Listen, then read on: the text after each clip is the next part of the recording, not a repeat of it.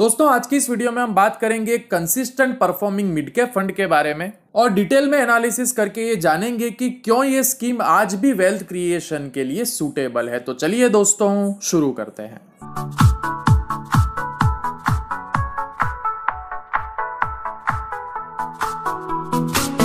सबसे पहले इसकी इन्वेस्टमेंट स्ट्रेटजी की अगर हम बात करें तो इस स्कीम में लॉन्ग टर्म कैपिटल एप्रिसिएशन के लिए मिड कैप कंपनी से जुड़े इक्विटी और इक्विटी रिलेटेड इंस्ट्रूमेंट्स में हमारा पैसा इन्वेस्ट किया जाता है। ये एक open ended mutual fund scheme है जिसे लॉन्च किया गया था 18 फरवरी 2011 के दिन, जिसका बेंचमार्क है BSE मिड कैप TRI और रिस्कोमीटर बताता है मॉडरेटली हाई। फिलहाल इसका AUM है ऑलमोस्ट ₹7,000 करोड़ का। इसका रिस्क ग्रेड है लो, रिटर्न ग्रेड है हाई और टर्नओवर रेशियो है सिर्फ 45% का, जो कि बहुत ही अच्छा है। और इससे भी अच्छी बात यह है कि लॉन्च होने से लेकर के अभी तक में इस स्कीम ने CAGR 17.37% का रिटर्न अपने इन्वेस्टर्स को निकाल करके दिया है। इस स्कीम में मिनिमम लमसम इन्वेस्टमेंट अमाउंट रखी गई है 5,000 रुपीज, जिसके बाद हम कम से कम 100 रुपए का भी एडिशनल इन्वेस्टमेंट कर सकते हैं। और इसमें एक साल के अंदर 10% से ज्यादा यूनिट सेल करने पर 1% का एग्जिट लोड लगाया जाता है। इस mid cap mutual fund scheme का नाम है axis mid cap fund. Launch होने पर अगर किसी इन्वेस्टर ने इस स्कीम में 1 लाख रुपए लमसम इन्वेस्ट किए होते तो आज पूरे 9 साल और 9 महीने के बाद उसकी वैल्यू हो चुकी होती 4.25 लाख रुपए, which is almost 4.8 times of initial investment.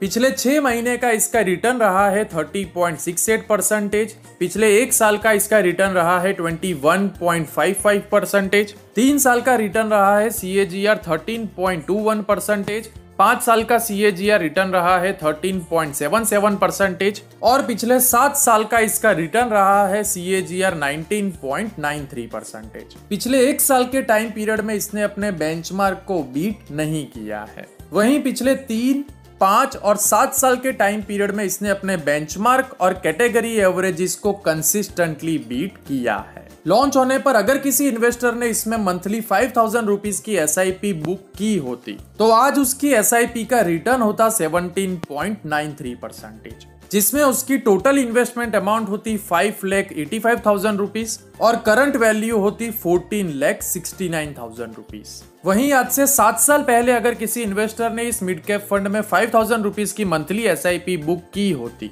तो आज उसकी SIP का रिटर्न होता 15.80%, जिसमें उसकी टोटल इन्वेस्टमेंट अमाउंट होती 4,20,000 रुपीज और करंट वैल्यू होती 7,39,000 रुपीज। वहीं आज से 5 साल पहले अगर किसी इन्वेस्टर ने इस स्कीम में 5,000 रुपीज की मंथली SIP बुक की होती तो आज उसकी SIP का रिटर्न होता 16.59%, जिसमें उसकी टोटल इन्वेस्टमेंट अमाउंट होती 3 लाख रुपीज और करंट वैल्यू होती 4,55,000 रुपीज। और आज से 3 साल पहले भी अगर किसी इन्वेस्टर ने इसमें 5,000 रुपीज की मंथली SIP बुक की होती तो आज उसकी SIP का रिटर्न होता 18.75%, जिसमें उसकी टोटल इन्वेस्टमेंट अमाउंट होती 1,80,000 रुपीज और करंट वैल्यू होती 2,38,000 रुपीज।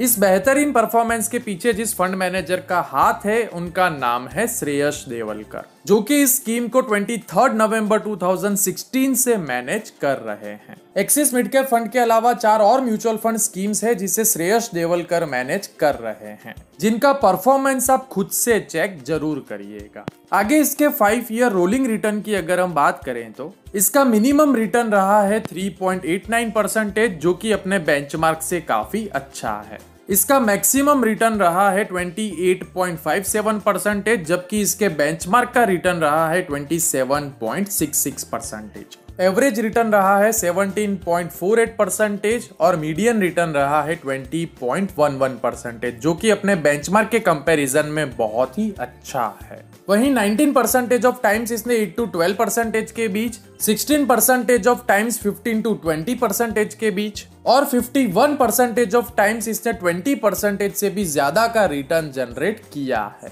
इसी बेसिस पे दोस्तों हम इस स्कीम को कंसिस्टेंट परफॉर्मर बोल सकते हैं। आगे इसके रिस्क रिटर्न रेशियो की अगर हम बात करें तो इसका मीन है 14.12% और स्टैंडर्ड डेविएशन है 19.90%। जो कि अपने बेंचमार्क और कैटेगरी एवरेज के कंपैरिजन में बहुत ही जबरदस्त है। इसका शार्पे रेशियो है 0.46 का और सोटिनो रेशियो है 0.52 का। दोस्तों शार्पे रेशियो और सोटिनो रेशियो जितना ज्यादा हो उतना स्कीम के लिए अच्छा होता है। मजे की बात यह है कि स्कीम का बीटा है सिर्फ 0.71 का, जो कि कैटेगरी एवरेज की कंपैरिजन में बहुत ही कम है और ये बहुत ही अच्छी बात है। और इससे भी अच्छी बात यह है कि स्कीम का अल्फा है 7.41 का, जो कि पूरे मिड कैप फंड की कैटेगरी में सबसे बेहतरीन है।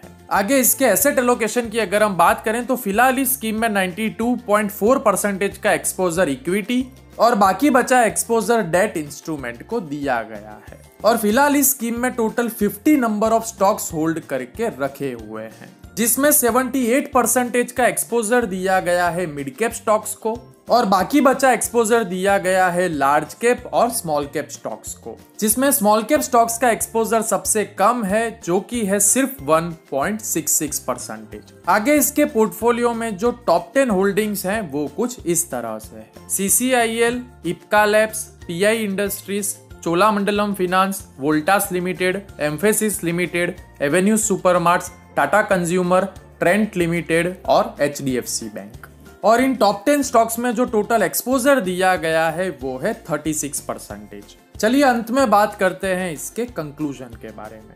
दोस्तों मिड कैप फंड में उन्हीं कंपनीज में इन्वेस्टमेंट किया जाता है जो कि मार्केट कैप के अनुसार 101 से लेकर के 250 नंबर के बीच में आती हो, और इन्हीं में वो कंपनीज होती है जो कि आगे जाकर के लार्ज कैप कंपनीज बन सकती है। और इसीलिए ऐसी कंपनीज में हमें मिड कैप म्यूचुअल फंड्स के थ्रू इन्वेस्ट जरूर करना चाहिए। क्रिसिल ने इसे फर्स्ट रैंक और morning star and value research ने इसे 5 स्टार्स से नवाजा है, क्योंकि लार्ज कैप फंड्स के कंपैरिजन में मिड कैप फंड्स बहुत ही ज्यादा वॉलेटाइल और रिस्कियर होते हैं। इसलिए मिड कैप फंड्स में ऑलवेज हमें SIP के थ्रू ही इन्वेस्ट करना चाहिए। और सबसे इंपॉर्टेंट बात कि अगर आपका टाइम होराइजन 7 साल या उससे ज्यादा का नहीं है तो आपको मिड कैप फंड से दूर रहना चाहिए। अब अगर आप भी एक्सिस मिड कैप फंड में इन्वेस्टमेंट करना चाहते हैं तो ग्रो या कुवेरा जैसे प्लेटफॉर्म की मदद से कर सकते हैं, जिनकी लिंक्स आपको इस वीडियो के डिस्क्रिप्शन में और कमेंट सेक्शन में मिल जाएगी। तो उम्मीद करता हूं दोस्तों कि आपको ये वीडियो पसंद आई होगी। अगर आपको ये वीडियो पसंद आई है तो जल्दी से जल्दी इस वीडियो को लाइक करके ज्यादा से ज्यादा इस वीडियो को शेयर कर दीजिए। और अगर अभी तक आपने इस चैनल को सब्सक्राइब नहीं किया है तो जल्दी से इस चैनल को सब्सक्राइब करके बेल आइकन को दबा दीजिए, क्योंकि मैं आप सभी के लिए इसी तरह की इंटरेस्टिंग, इन्फॉर्मेटिव और हेल्पफुल वीडियोस लाता रहता हूं और हमेशा लाता रहूंगा। तब तक के लिए keep educating yourself. Happy investing. जय हिंद।